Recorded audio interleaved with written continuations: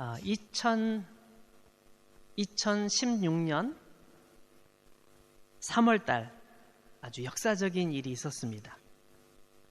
사람이 바둑을 둔 게 한 5,000년 역사를 가지고 있대요. 5,000년 역사를 가지고 있는 바둑. 그 긴 역사 동안 바둑이 얼마나 발전해 왔겠어요? 바둑 기술이. 근데 2016년 3월 달에 인공지능을 가진 AI 인공지능이 사람의 바둑을 이겨버렸어요. 그 사람들이 충격에 빠졌죠. 이제는 컴퓨터가 사람을 정복하는 시대가 오는 건 아닐까.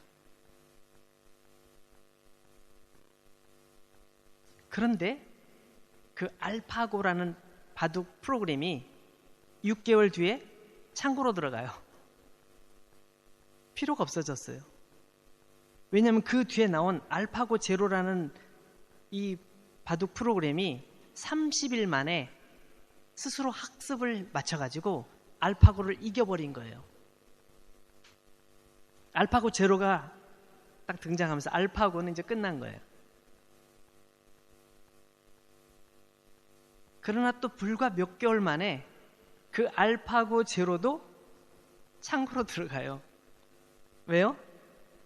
새로 만들어진 알파 제로라는 그런 그 프로그램이 불과 3시간 동안 스스로 연습해가지고 스스로 학습을 해가지고 알파고 제로를 이겨버린 거예요.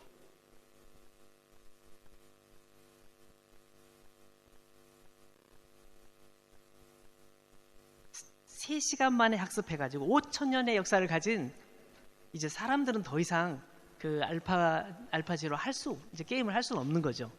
컴퓨터끼리 싸우는데도 3시간만 습득하면 모든 걸 통달해서 이겨버리는 거예요.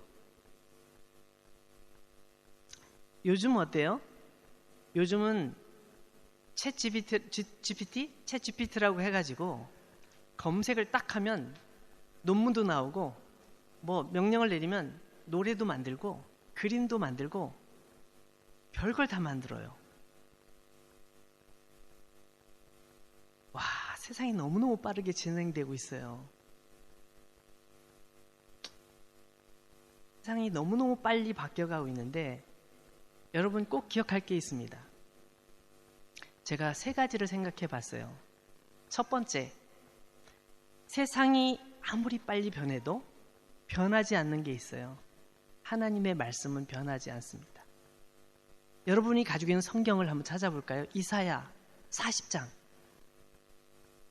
일부러 앞에 화면은 안 띄웠어요. 여러분이 찾아볼 수 있도록 좀 귀찮아도 찾아보세요.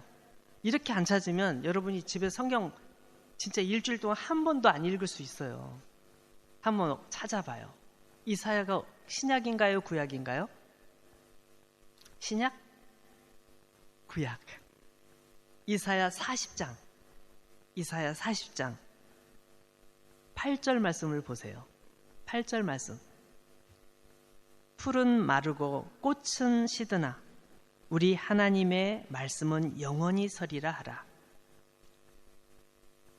이 말씀 바로 앞뒤 내용을 쭉 살펴보면 모든 육체는 풀과 같습니다. 그리고 그의 모든 아름다운 것은 들판의 꽃과 같습니다. 이런 내용이 나와 있어요.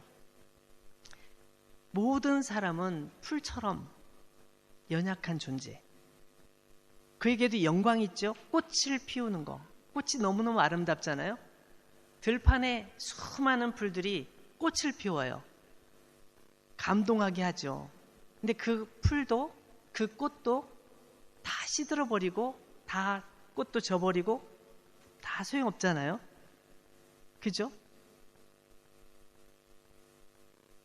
그 말씀을 하시면서 이렇게 말씀하신 거예요. 풀은 마르고 꽃은 시들지만 우리 하나님의 말씀은 영원히 변함이 없다는 거예요. 여러분의 젊음, 여러분의 아름다움, 어느 순간부터는 그 모든 것들이 옛날 이야기가 될 때가 있어요. 그게 영원한 게 아니거든요. 여러분이 인스타에 여러분의 사진을 올릴 때 고민을 더 오랫동안 해야 되는 페이스북이나 카톡 프로필 사진을 찍을 때 더 많이 찍어도 찾을 수 없는, 마음에 안 드는 사진만 계속되는 그런 상황이 점점 올 거예요. 여기서 말하는 꽃의 아름다움, 이것은 단지 외모가 아름다운 것을 말하는 게 아니에요. 굉장히 사람들의 자랑할 만한 것, 사람들에게 뭔가 내세울 만한 것, 그런 것들이 다 어느 순간에 무의미해진다는 걸 말하죠. 그런 것들은 다 무의미해질지 모르지만 영원하신 말씀 위에 굳건하게 서면 그 사람은 든든한 사람이 된다는 거죠. 자, 두 번째 말씀을 찾아보겠습니다. 두 번째는 우리 모두가 언젠가는 하나님 앞에 서는 날이 온다는 거예요. 우리 전도서 찾아볼까요? 전도서는 어디에 나오죠? 신약입니까? 구약입니까? 어디에 나오죠? 전도서, 구약 성경, 그죠? 구약에서 한번 찾아봐요.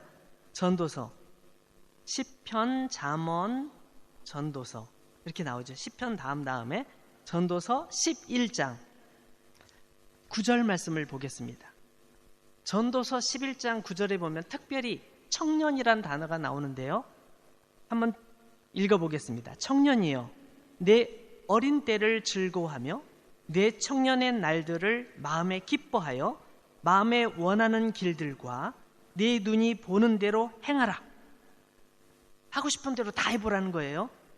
그러나 하나님이 이 모든 일로 말미암아 너를 심판하실 줄 알라. 여러분, 우리는 모두 청년의 때 머무르는 게 아닙니다. 점점 나이가 들어가고 점점 죽음을 향해 나간다고 말해도 틀린 말은 아니에요. 그렇죠? 언젠가 우리는 이 세상을 떠나게 되어 있습니다. 그리고 그 다음에 하나님 앞에 서게 될 거예요. 여러분은 하나님 앞에 어떤 모습으로 서길 원하세요? 여러분 지금 만약에 하나님 앞에 선다면 어떤 모습일까요? 그걸 생각해 보라는 거예요. 내가 지금 잘 가고 있나? 난 정말 하나님 앞에 섰을 때 어떤 모습일까? 그것에 대해서 고민하고 신중하게 결정하라는 거예요. 우리가 가지고 있는 자유를 마음껏 누리면서 모든 걸 다 할 수 있지만 그것이 정말 좋은 일일까? 내가 지금 하는 일이 바른 일일까?에 대해서 진지하게 고민을 해보라는 거예요. 여러분, 청년의 때 실컷 놀 수 있어요? 공부 안 해도 돼요. 막 실컷 놀아도 아무도 뭐라고 말 안 한다고 쳐봐요. 놀 수 있죠. 할 수 있어요. 나중에 그거 혹시 후회하지 않을까요? 나는 공부는 잘 재미없지만 내가 정말 좋아하는 게 있어. 난 이 기계를 만지는 거 너무너무 좋아하고 이 기계를 새롭게 만드는 거 너무너무 좋아. 그 사람은 공부를 좀 포기하고 그쪽에 집중하면서 그쪽에 있어서는 세계 최고가 될 수도 있겠죠. 무엇을 하는 것이 중요한 것이 아니라 어떤 상황에 있든지 그 상황에서 내가 정말 하나님 보시기에 어떻게 살아가고 있는지 그걸 고민하는 게 필요해요. 세 번째 말씀을 한번 또 찾아볼 거예요. 세 번째는 하나님 보시기에 아름다운 그릇이 되어야 된다는 거예요. 우리 디모데 후서 2장을 찾아보겠습니다. 디모데 후서는 구약에 있을까요? 신약에 있을까요? 신약 성경 저 뒤쪽 편에 있죠. 디모데 후서 2장 20절부터 제가 읽겠습니다. 디모데 후서 2장 20절. 큰 집에는 금그릇과 은그릇뿐 아니라 나무그릇과 질그릇도 있어 귀하게 쓰는 것도 있고 천하게 쓰는 것도 있나니 그러므로 누구든지 이런 것에서 자기를 깨끗하게 하면 귀 쓰는 그릇이 되어 거룩하고 주인의 쓰심에 합당하며 모든 선한 일에 준비함이 되리라. 여러분 이 말씀을 잘 보세요. 큰 집에는 금그릇과 은그릇이 있고 또 나무그릇도 있고 또 진흙으로 만든 그릇도 있는데 금그릇은 귀하게 쓰이고 질그릇은 귀하지 않게 쓰인다 이렇게 돼 있나요? 저는 그렇게 써 있는 줄 알고 자세히 봤어요. 그렇게 안 써 있어요. 큰 집에는 금그릇, 은그릇, 나무그릇, 질그릇 다 있는데 그 중에 귀하게 쓰이는 그릇이 있고 귀하게 쓰이지 못하는 그릇이 있는 거예요. 금그릇이라고 귀하게 쓰이는 게 아니라 금그릇이라 할지라도 귀하게 쓰이지 못하는 그릇이 있나 봐요. 그 귀하게 쓰이는 방법은 뭐냐면 21절에 누구든지 이런 것에서 자기를 깨끗하게 하면 귀 쓰는 그릇이 된대요. 자기를 깨끗하게 하면. 아무리 금그릇이라도 더러우면 아유 더러워, 이거 괜히 금이지, 이거 쓸모도 없어, 저리 치워, 그렇게 한다는 거죠. 여러분, 우리가 살아가면서 하나님 앞에 있다면, 우리가 하나님 앞에서 언젠가 설 것을 기억한다면 우리는 우리 자신을 어떤 그릇으로, 귀한 그릇으로 쓸 거예요? 아니면 천하고 보기 싫은 그릇으로 쓸 거예요? 어떤 그릇이 됐으면 좋겠습니까? 우리는 귀하게 쓰이는 그릇이 되어야 되겠죠. 여러분, 회사에서 어떤 직원을 뽑을 때 회사에 관심도 없고 게임 좋아하고 그냥 틈만 나면 인터넷하고 유튜브 보고 있고 이런 직원을 뽑을까요? 아니면 이 회사는 내 회사야, 내가 최선을 다해서 일해서 이 회사를 지금보다 더 큰 회사로, 더 좋은 회사로 만들 거야, 내가 사장님보다 더 열심히 일할 거야, 이렇게 생각하는 사람을 뽑을까요? 지금 하나님께서 보시는 귀히 쓰는 그릇은 여기 보니까 자기를 깨끗하게 하면 귀히 쓰는 그릇이 된다고 했어요. 하나님 보시기에 내가 정말 깨끗한 그릇으로 하나님께 드려지기를 애쓰는 모습이 있다면 하나님께서는 그 사람을 귀하게 쓰실 거예요. 이 세상에 죄 없는 사람은 한 명도 없다고 했어요. 모두가 다 죄인이거든요. 목사도 죄인이고 집사님들도 죄인이고 다 죄인이에요. 그러나 자기 자신을 하나님 앞에 세우려고 하고 깨끗하게 하려고 하고 하나님 앞에서 겸손하게 자기 자신을 자꾸 돌아보는, 그 깨끗하게 하려고 하는 그 사람을 하나님께서는 쓰신다고 그렇게 말씀하고 있어요. 거룩하고 주인의 쓰심에 합당하게 하며 모든 선한 일에 준비함이 되리라, 이렇게 돼 있죠. 여러분, 세상에는 여러 종류의 사람들이 있더라고요. 그죠? 어떤 사람은 정말 탁월한 재능을 가진 사람이 있어요. 어떤 사람은 탁월한 재능도 별로 없어. 그런 사람도 있어요. 근데 그거는 우리 판단이죠. 우리 판단이에요. 하나님께서 보실 때는 아닙니다. 하나님께서 보실 때는 모두가 다 소중하게 만드신 거예요. 사람 몸을 만드실 때 눈도 만드시고 귀도 만드시고 입도 만드셨죠. 손도 만드시고 다리도 만드셨어요. 눈이 다리를 가리켜서 너는 매일 더러운 곳만 다니지, 아우 냄새나지, 너는 쓸모없어, 이렇게 눈은 말할지 모르지만 하나님께서는 다리가 필요하도록 만드신 거예요. 다리가 꼭 있어야 몸이 움직일 수 있잖아요.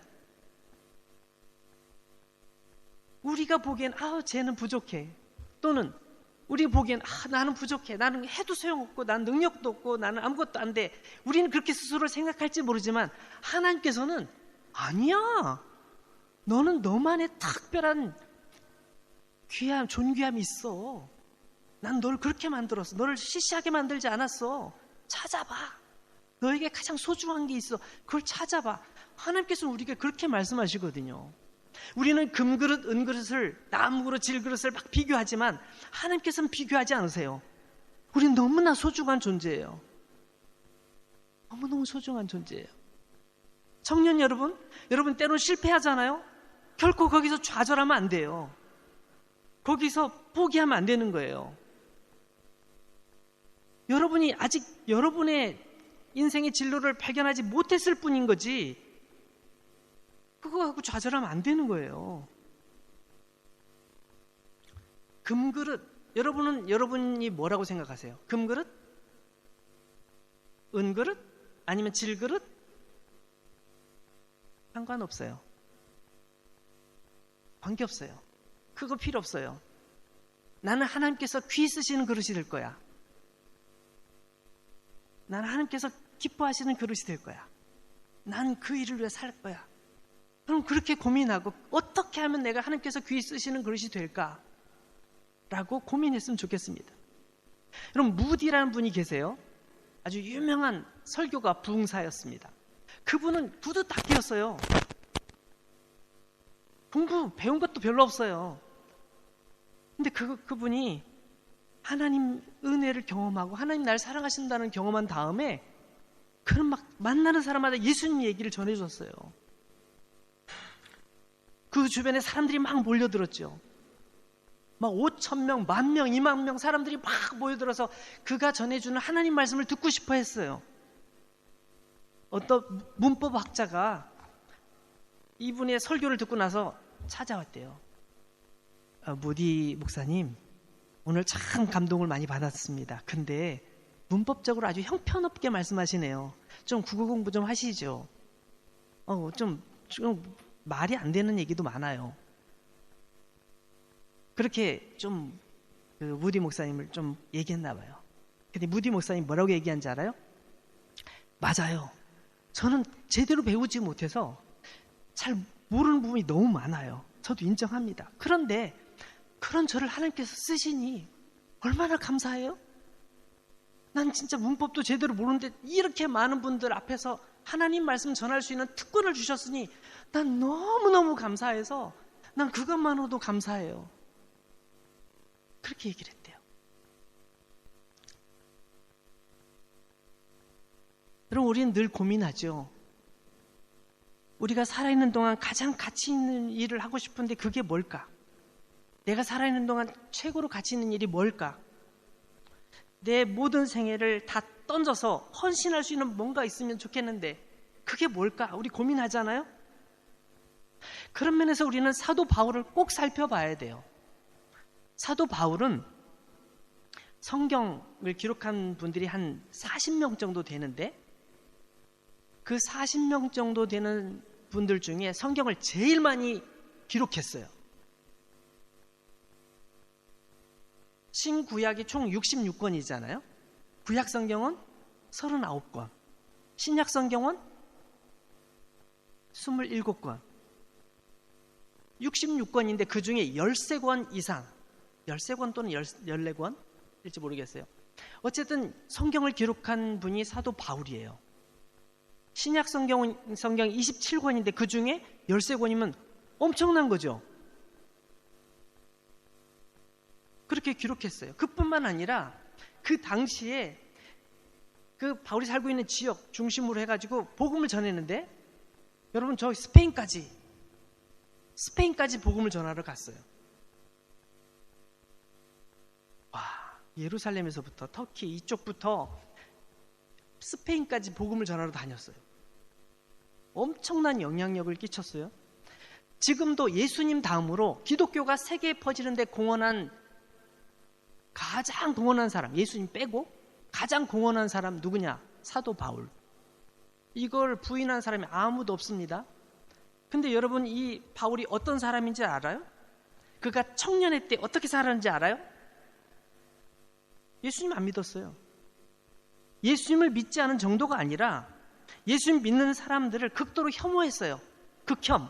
극도로 혐오했어요. 뭐야 이 사람들, 미친 거 아니야, 정신병자 아니야, 막 이렇게 생각하고 그 사람들을 다 잡아가지고 죽이고 싶어 했어요.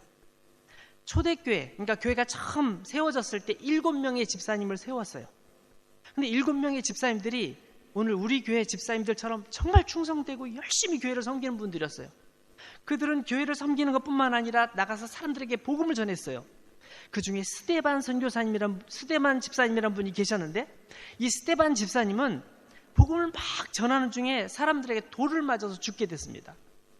사람들이 다 돌을 하나씩 들고, 뭐 저딴 인간이 다 있어, 돌을 던지기 시작해가지고 막 돌에 맞아 죽으셨단 말이에요. 근데 그 스데반 집사님이 돌아가신 그 상황 속에서, 여러분 돌 던지기 힘들죠? 저기 옷은 다 벗어서 여기다 놓고 던져 죽여 했던 사람이 사도 바울이에요. 그때 이름은 사울이었죠. 사울이란 청년이었어요. 사람들이 옷을 벗어서 사울 청년 앞에 놓고 돌을 던져서 스데반 집사님을 죽게 만들었죠. 그 정도가 아니에요. 사도행전 9장에 보면요, 사도행전 8장에 보면 아주 교회를 완전히 없애버리려고 사도행전 8장 3절에 보면 집집마다 찾아다니면서 그리스도인 다 잡아다가 감옥에 집어쳐넣었어요. 9장에 보면, 사도행전 9장에 보면 위협과 살기가 등등했다고 나와 있어요.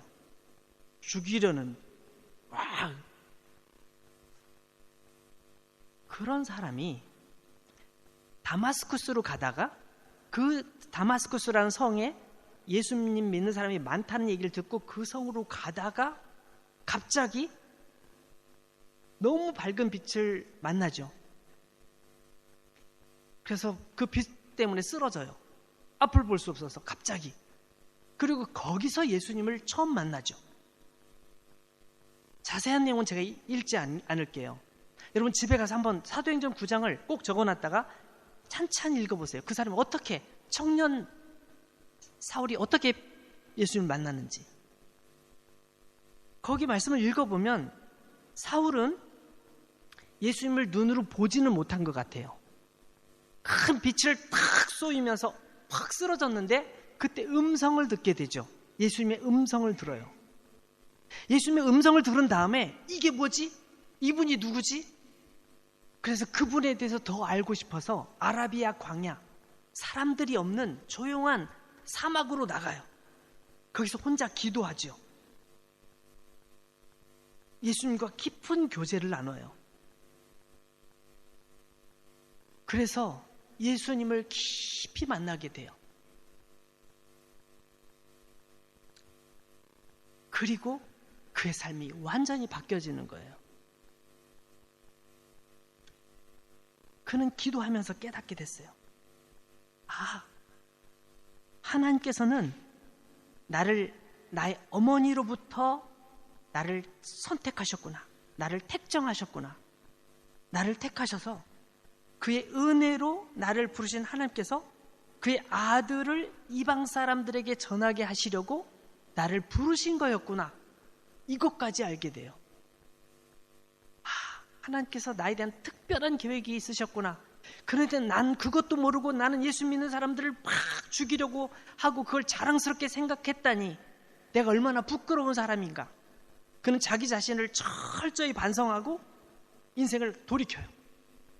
그리고 어떤 변화가 일어나요? 그 스데반 집사님께서 돌에 맞아 죽으신 것처럼 자기도 돌에 맞아도 하나님께 감사해요. 아, 나도 부끄러운 죄인이 내가 돌에 맞을 수 있는 자격을 주시다니 이렇게 감사하는 거예요. 그래서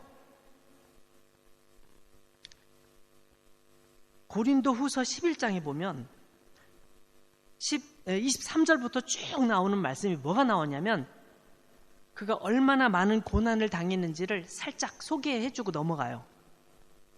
근데 그 내용들이 다 어마무시해요. 어마무시해요. 옥에 갇히기도 많이 하고요. 매도 수없이 맞았고요. 돌에도 맞았고 배를 타고 가다가 파손을 당하기도 했고 강도를 만나기도 하고 막 육체적인 정신적인 고통이 어마무시하게 그의 삶을 침범하지만 그는 흔들리지 않아요. 그게 중요한 게 아니야. 그건 별로 어려운 게 아니에요. 그건 별로 힘들지 않아요. 오히려 그게 감사한 거예요. 나처럼 하나님에 대해서 모르고 그렇게 예수님을 핍박했던 내가 이렇게 하나님의 일을 할 수 있다니, 예수님의 복음을 내가 전할 수 있다니 난 이것으로 만족이야 라고 그는 그의 모든 삶을 통틀어서 너무 자랑스럽게 생각했던 거예요. 예수님을 만나고 나서 예수님이 어떤 분이신지를 알았기 때문이에요. 그분의 죽으심의 의미가 무엇인지를 알았어요. 그분이 다시 살아나셨고 그를 믿는 모든 자들에게 영원한 생명을 선물로 주신다는 것을 알았어요.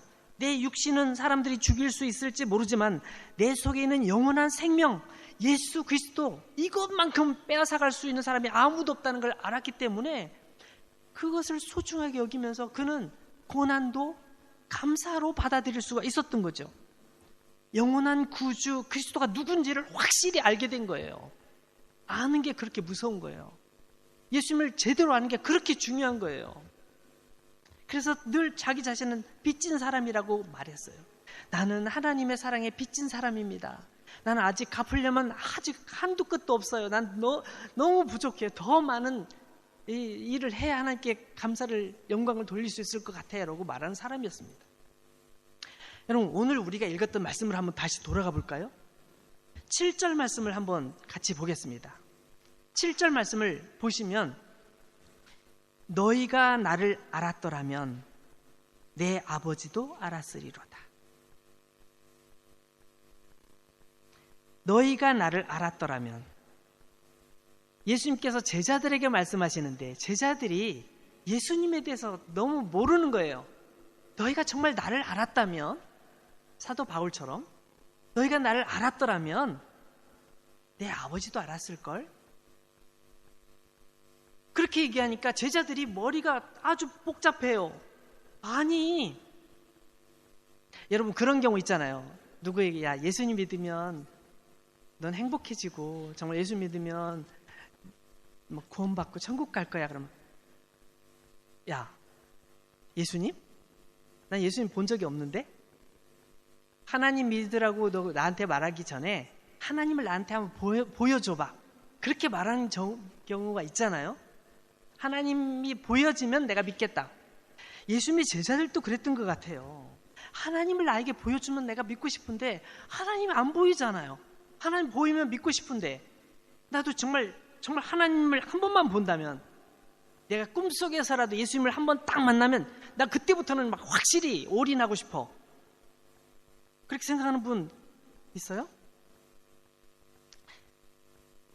하나님? 나에게 하나님을 보여줘. 자, 오늘 말씀 보세요. 제자들을 대표해서 빌립이 질문합니다. 빌립이 뭐라고 얘기해요? 주님, 아버지를 우리에게 보여주옵소서. 그리하면 족하겠나이다. 예수님 지금 아버지를 말씀하시는데, 하나님 아버지를 말씀하시는데 보여주세요. 그럼 우리가 정말 올인할게요. 믿을게요. 라고 지금 얘기하는 거예요. 여러분, 빌립은, 예수님의 제자 빌립은 거의 3년 가까이 예수님을 따라다녔습니다. 3년 가까이 예수님과 함께 밥도 먹고, 예수님과 함께 사람들에게 예수님께서 말씀 전하실 때 사람들 옆에서 예수님 말씀도 듣고, 예수님께서 죽은 사람 살리실 때 거기서 같이 눈으로 보고, 다 했어요. 다 했어요. 분명히 봤단 말이에요. 같이 있었단 말이에요. 근데 하나님을 본 적이 없어. 내 눈으로. 그 얘기죠.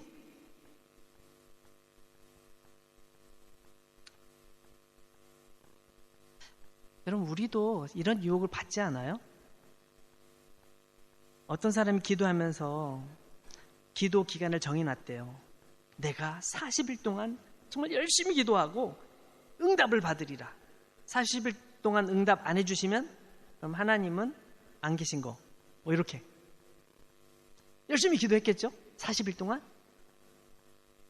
근데 어떤 분은 진짜 40일 동안 기도하고 나서 예수님이 살아계심을 느낀 사람이 있다고 해요. 근데 다 그런 건 아니죠? 어떤 사람은 기도했는데 뭐 아무 느낌도 없어요. 그러니까 40일 지나고 나서 뭐라고? 뭐 별거 아니네. 하나님 안 계신가 봐. 이렇게. 그럴 줄 알았어. 이렇게. 저도 예전에 그런 기도를 한 적이 있었어요. 사람들 보면 좀 창피하니까 혼자 바닷가에 갔어요. 혼자. 예수님께서 하신 말씀 있잖아요.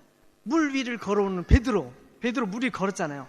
내가 기도해서 하나님, 좀 사람들 없을 때 한번 저도 테스트를 해보겠습니다. 저 물 위를 걷게 해주세요. 열심히 기도했어요. 아무도 보는 사람이 없었으니까 안심하고 물 위를 딱 걸어갔어요. 그 다음 어떻게 됐을까요? 뻔하죠, 뭐. 퐁당. 우리는 그렇게 우리 스스로 뭔가를 기도해놓고 안 되면 하나님 안 계셔. 또는 하나님 나를 사랑 안 하셔.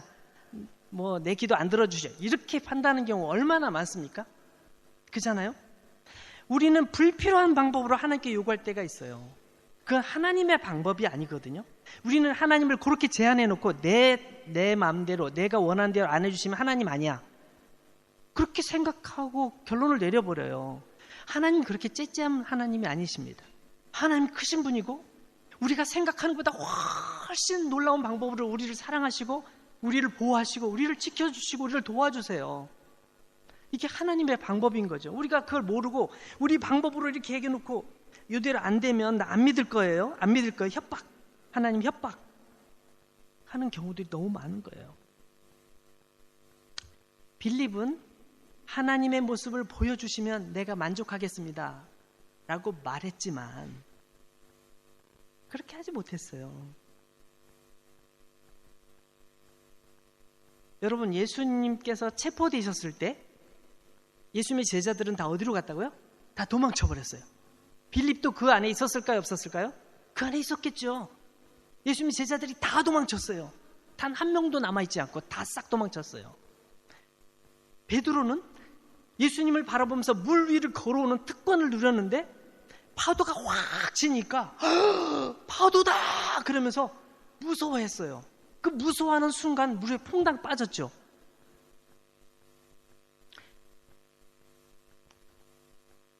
하나님의 모습을 보여줘도 못 믿는 사람들 많아요.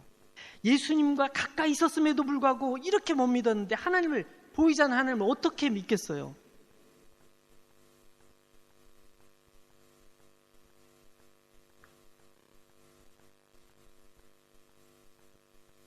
여러분, 우리도 우리 지나온 날들을 생각해 보면 하나님께 감사했던 순간이 있어요. 하나님 너무 감사합니다. 제가 죽어도 주님을 떠나지 않을게요. 그렇게 고백했는데 어떤 어려움이 찾아오면요, 하나님 어디 계시지? 하나님 어디 계시지? 막 조급해하고 불안해하고 그런 적 우리도 있지 않나요? 그 보면 예수님의 제자뿐만 아니라 우리도 비슷한 것 같아요. 주님께서 나에게 오셔서 음성 들려주시고 하나님의 모습을 보여주시고 하면 잘 믿을 것 같지만 사실은 이미 우리는 하나님에 대해서 너무너무 잘 알고 있고 너무너무 그분에 대해 많은 경험이 있어요. 그럼에도 불구하고 우리가 믿음이 없는 거죠.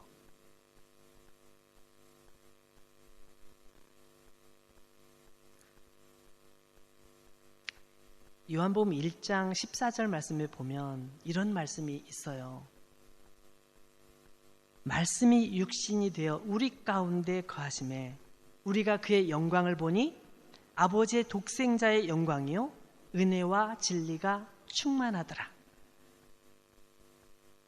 예수님을 본 사람은 하나님을 볼 수밖에 없어요.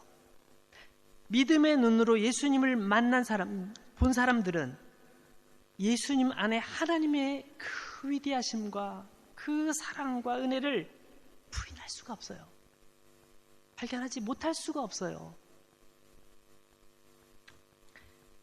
9절 말씀으로 다시 가볼게요.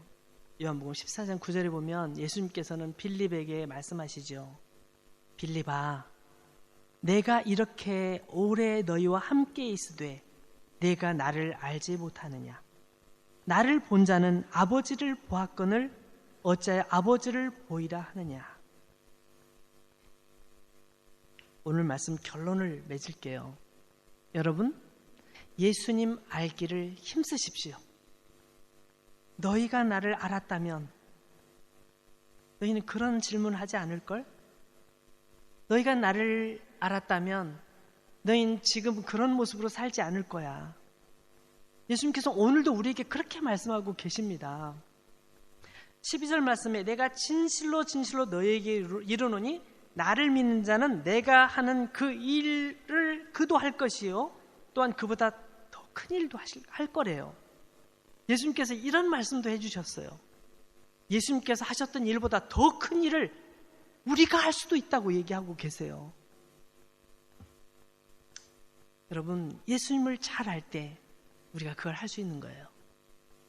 우리가 예수님을 알려고 노력할 때 그게 우리에게 가능해지는 거예요. 오늘 또 주님께서는 우리에게 초대하고 계십니다. 너희가 나를 더 알려고 노력해봐. 그럼 너희가 알게 될 거야. 이 하늘의 풍성한 은혜가 뭔지를 알게 될 거야. 너희를 향한 하나님의 계획을 알게 될 거야. 너희 미래가 얼마나 하나님 보시기에 아름다운 미래가 될지 너희는 믿음의 눈으로 보게 될 거야. 사도 바울이 엄청난 놀라운 일을 했지? 너는 그보다 더 큰 일을 하게 될 거야.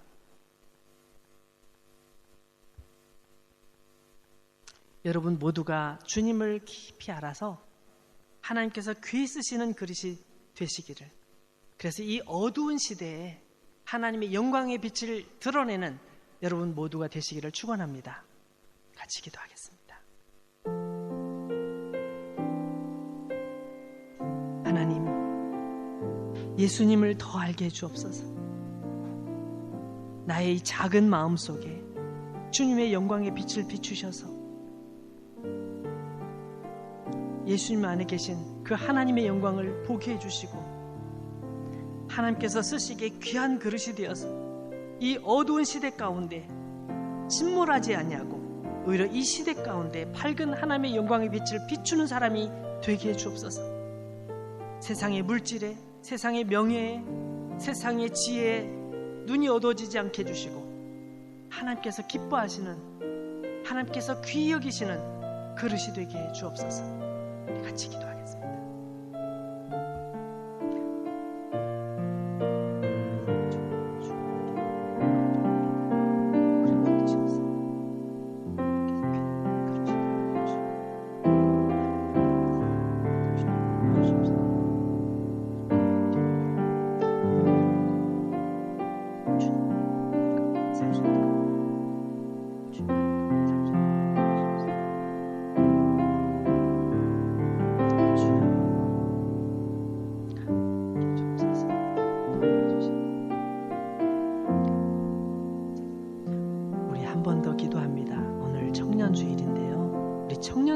기도하겠습니다. 정말 하나님께서 귀하게 사용하시는 귀한 그릇들이 다 되게 해달라고, 이 험한 세상 속에 흔들리거나 거기 침몰당하지 않고 이 세상 가운데서 하나님의 사람으로서, 그리스도인으로서 하나님의 영광을 위해 살아가는 그런 사람이 되게 해달라고 우리 같이 기도하겠습니다.